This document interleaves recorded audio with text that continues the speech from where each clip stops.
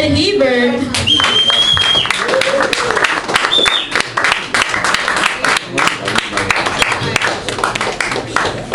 Keep it going. Virginia, ladies and gentlemen.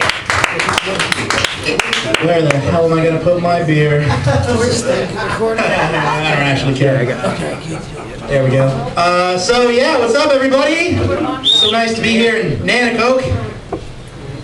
I am from Lake Ariel, and your strange lowland ways are unfamiliar to me. Oh my god, thank you. I was being sarcastic, but that is so nice of you. Give it up for Jillian again. Oh my goodness. So, you guys having a good time so far? Everybody enjoying all your wonderful comedic talents here? Eddie Allen's graced us. Now we no longer have to wonder what it would look like if Nicolas Cage played the Joker.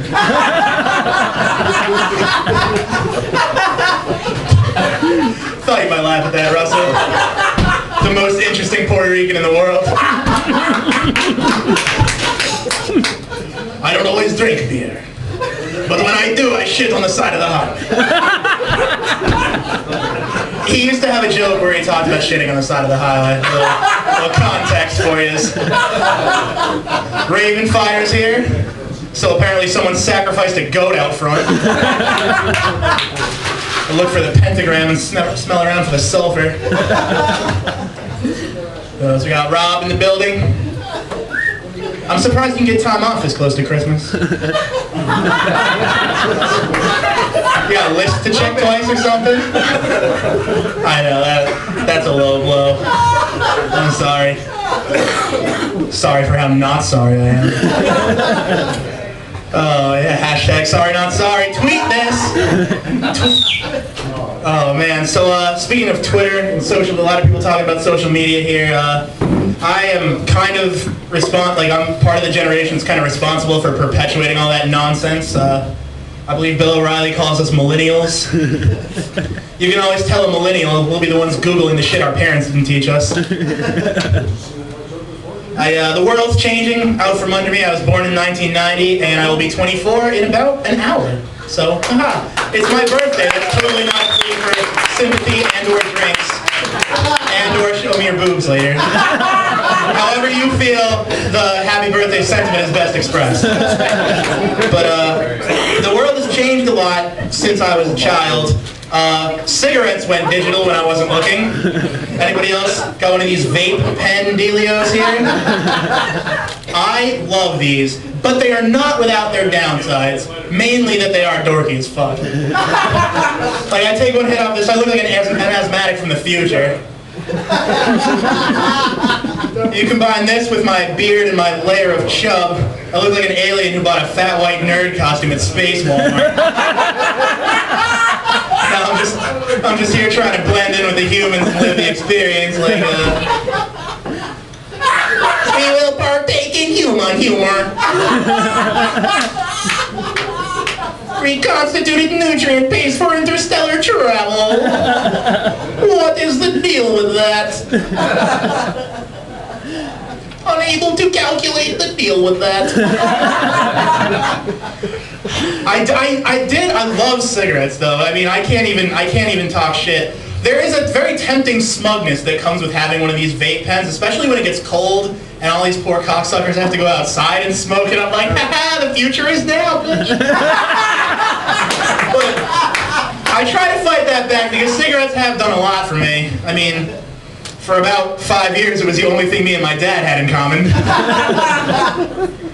But, so cigarettes are gone. I feel like cigarettes would be a little bit hard to explain to like an outside observer. Like, they make sense to us because we were all around in the 1600s and some British guy came over to America and was like, oh, you guys are smoking something, I'm gonna take it all and sell it because that's what British people do.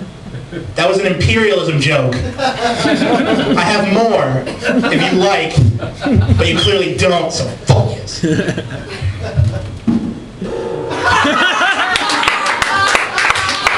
How am I the first person who have done that?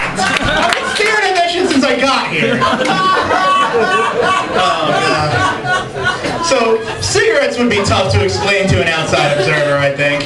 You know? Just like, Like if aliens landed here tomorrow, for real, and they took all their costumes off, and they're like, we don't really understand what's going on with these, can you explain it? Like, I don't know, some ambassador has to be like, listen, before you evaluate us to become part of your galactic civilization, we have to tell you about these here. They are these little white rods. We fill it with this ground up leaf.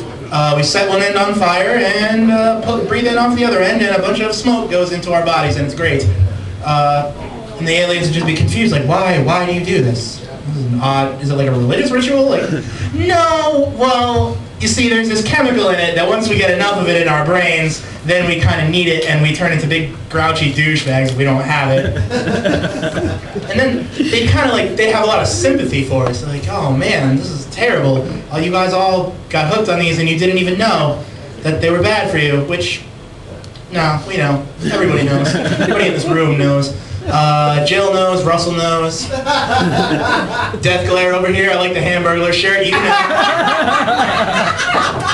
The 9-year-old Laotian kid that made that sweet-ass note beanie, he knows. Everybody knows that cigarettes are bad for you. But, there was a second part to that joke, but I've just decided that I don't care. Because I'm a performer and I can do what I want. Oh, man. So I got a really sweet birthday present. I got a seahorse. I got a pet seahorse. I named it Land Biscuit. Oh, that's so funny. I'm sorry, I'm a hack. Don't mind me. Oh gosh. Jill, I love that your parents still come to your shows. No, seriously, enjoy that because they will get fed up with it. I mean, God, I had to guilt my friends to come here. And they're not even responsible for my welfare. I live at home now. It sucks. I live at home and I work at this deli / like burger joint. So I'm basically a less successful version of SpongeBob SquarePants.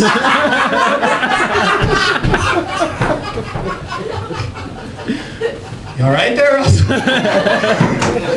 I love the support, but I don't want to hurt you. Oh, man. So, there was a Teenage Mutant Ninja Turtles movie came out recently. Wait, I have to back up. I fucked it up. I'm single. And it's not because I walk into rooms full of strangers and talk about Ninja Turtles. Here's the way that's actually supposed to progress if I wasn't stupid. I'm single. I don't really like one-night stands because to me, one-night stands are a lot like Michael Bay movies. Like, sure, the last 5 have been garbage, but this one looks promising. So, you know, come in with hopes high and brain abuzz with all sorts of inebriating chemicals. But after about 45 minutes of boring, repetitive dialogue and mediocre action, the only thing I have left to do is film video to put up on the internet and wait for it to end. Because that's what you do. You bootleg movies / make amateur porn videos, whatever. I'm not spoon-feeding you, Nanacoke. I bet if I told these jokes in Jessup, people would laugh.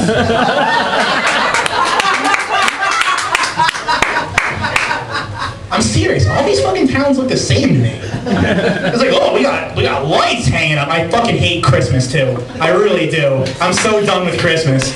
Ever since people stopped buying me the shit I wanted, I have no further use for it. Because Christmas brings out the absolute worst in people. It brings out 2 different kinds of the worst in people. Like, the whole, like, you guys ever put on Fox News between December and January? There's this whole war on Christmas bullshit. Now, I'm not here to pick on Fox News, because I have a retarded sister, so I understand that it's hard for them to get around in the world these days. But, you know, the whole war on Christmas thing, Christmas brings out this sort of weird us versus them religious, like, zealotry in people. And then, for the people that have better stuff to do with their lives, there's this, like, mad materialist frenzy where we have to get the latest thing. It has to be right. It has to be perfect. Otherwise, what happens? You're like, oh, everything has to be perfect on Christmas, but the consequences are very unspecified. I ran into the worst of both worlds the other day. I was at Walmart, which was, I guess, my first mistake. But this lady was flipping shit in the like customer service line because they didn't have any wrapping paper with the nativity scene on it. You have missed the point. It's like coming full circle and then going full circle again and somehow not ending up on the point. It's just like, God damn it, if my iPad isn't wrapped in a picture of my savior, I'm gonna fucking kill you. Like, come on, it's a joy to the world. There's like 8 songs that are on the radio. Hey, jingle bells, people used to get around in sleds, and that's when the song made sense, and now it doesn't anymore because we have cars. A reindeer with a red nose, that's slightly unrealistic. Fucking bullshit, I hate Christmas. Oh my God. I hate how like all the songs, like all the Christmas songs that were made after like the end of Frank Sinatra's career are all like, all I want for Christmas is a person. I don't think Santa does human trafficking. But if he does, he should have subcontracted out with the Department of Defense. You could have like George W. Bush going like, all I want for Christmas is Osama. Anyway, fuck was I talking about? Ninja Turtles. So, speaking of Michael Bay movies, which we were a little while ago, the Ninja Turtles movie just came out, and it was dumb. But the Ninja Turtles have always been dumb, and I'm speaking as a fan. Bye. You're like behind Russell, you're like the second most supportive person here. If I can't make you laugh, I may as well fucking quit. But yeah, Ninja Turtles movie came out, directed by Michael Bay. I'm sure it was terrible. I didn't watch it. Fuck that. But what, the end? The fact that Michael Bay had to sit down and recharge his like culture-destroying batteries. He's like a robot that eats cinema and shits explosions. But we're getting off topic. The Ninja Turtles. I never really got the Ninja Turtles, particularly Michelangelo. He always had a little like laid-back, laissez-faire attitude that irked me a bit, considering what was at stake. Like, they were the first and last line of defense against some serious extra-dimensional evil, and this guy was like, yeah, cowabunga! Hey, I'll go beat up those Foot Clans, dude. First, I gotta swing by my weed dealer's house. We gotta order some pizzas. How'd they get pizza delivered more than once? They live in the sewer! I live in the woods and I can't get pizza delivered. What the fuck is that about? Oh yeah, I know these fucking abominations want me to crawl through a half a mile of shit-infested tunnels to bring them a large pizza with maple syrup and motor oil on it. But fuck, they're gonna tip me like $8. And I might not get killed by mouse robots. Hashtag Bebop and Rocksteady. Hashtag Krang. Hashtag Dimension X. Oh man. Really? Do you know about Krang? I didn't know they still did Krang in like the new generation. Yes, anywho. it did. Oh god. So I'm going to talk about more things. First I'm going to do this because I can.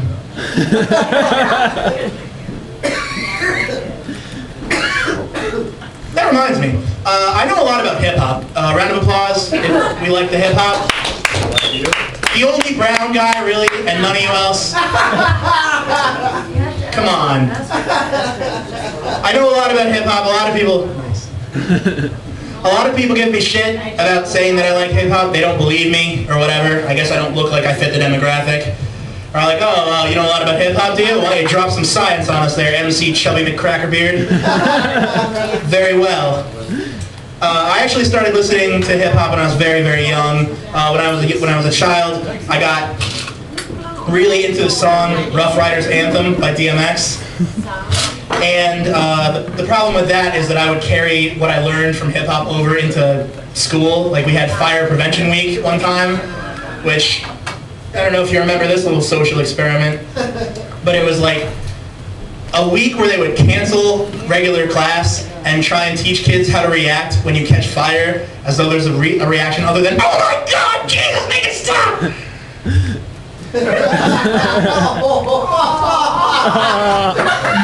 Are you not entertained?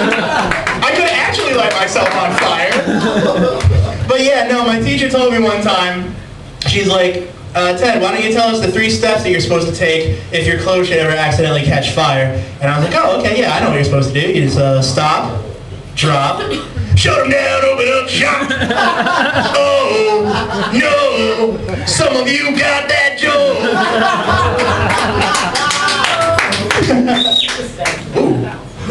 Yeah, but I found a lot of parallels between hip-hop and comedy, especially on the local level. Like, it basically just boils down to being a dick with a microphone. Technically, everyone you've seen here tonight is a dope MC who rocks mics in clubs. Roll that one over for a little bit. The main difference I found to be between hip-hop and comedy on the local level is really in the attitude. Because from the very bottom echelons of rap, I don't know if it's the culture or whatever, but there's this attitude that, like, you have to be absolutely certain that you're the best to ever do it. Like, I have a friend, he's a local rapper, and I was talking to him on Facebook one time, and he says, when I get on the mic, I take no prisoners and leave no survivors to tell the tale. I'm like, yeah, dude, that's why no one's ever heard of you. Because when I get on the mic, I take all the prisoners I can, and I let them all go once they promise to follow me on Twitter. I will tell you my Twitter later if you want it. You don't. So yeah, I'm probably going to stop doing this now. But before I go, I'd like to leave you with one final thought. Someone once told me when I first started doing comedy, don't do it. But then someone else told me that the most important part of any performance is to build a relationship with your audience, and I like to think that I've done so in the brief time that I've been holding you captive. You know, I'm up here bitching about my life. Y'all are out there drinking to make me bearable. At the end of the night, nobody's gonna put out. Sounds like the perfect marriage to me. All right, cheers, Nana Coke. Keep it going for Jill.